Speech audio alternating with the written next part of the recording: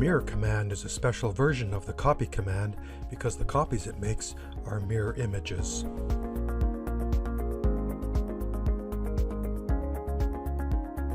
Mirror copies are useful because sometimes objects that you're designing are symmetrical, meaning that they are the same on both sides.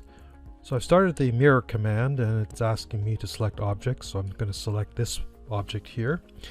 Press enter to continue, and then it asks for the first point of a mirror line. A mirror line is an imaginary line about which a nanoCAD will mirror the selected object. So I've picked the lower point here. As I move the cursor, the angle from the original object to the mirror line to the mirrored object is identical. So we say that the mirror line is bisecting the two. And as I move it, you can see how the mirror copy reacts appropriately. So then the final question is whether to erase the source objects, and in most cases you'll say. Just going to repeat the command quickly to create a doubly symmetric object. This time the mirror line will be across here. This is a new object. It is mirrored around vertically and horizontally. Let me repeat the command, but this time I'm going to mirror the object at an angle. So I've selected it, and then the first point in the mirror line I will have over here at an arbitrary location, and then pick another point. Once again, that black line in the center is the mirror line. When I click and press enter to keep the original, we see the mirror at a distance.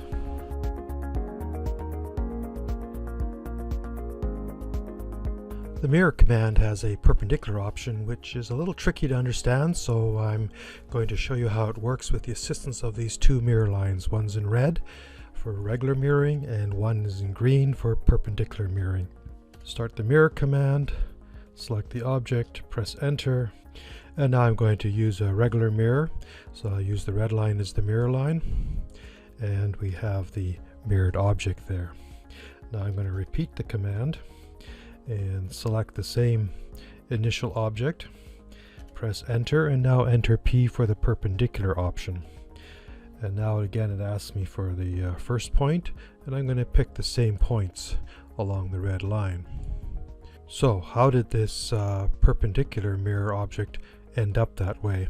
Well, it can be understood if I repeat the mirror command, but this time use the green line as the mirror one. Notice that the green line is perpendicular to the red line. So I'm going to do a regular mirror, but this time use the green line as the mirror. And as I do, notice that the regular mirror object lines up with the perpendicular mirrored one as I use that 90-degree mirror line.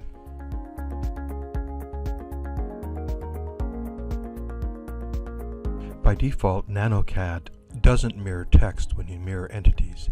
That's so that you can continue to read the text after it's been mirrored. However, there are some cases where it might not be mirrored, and I'll show you what that looks like. The difference between whether the text is mirrored or not mirrored is with the meretext system variable. So down here on the command prompt, I'm typing it in, and then it has two values. 1 means yes, the text will be mirrored.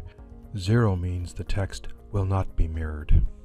So if you find the text in your drawings being mirrored when you mirror objects, it's because of the setting of meretext. Set it back to 0.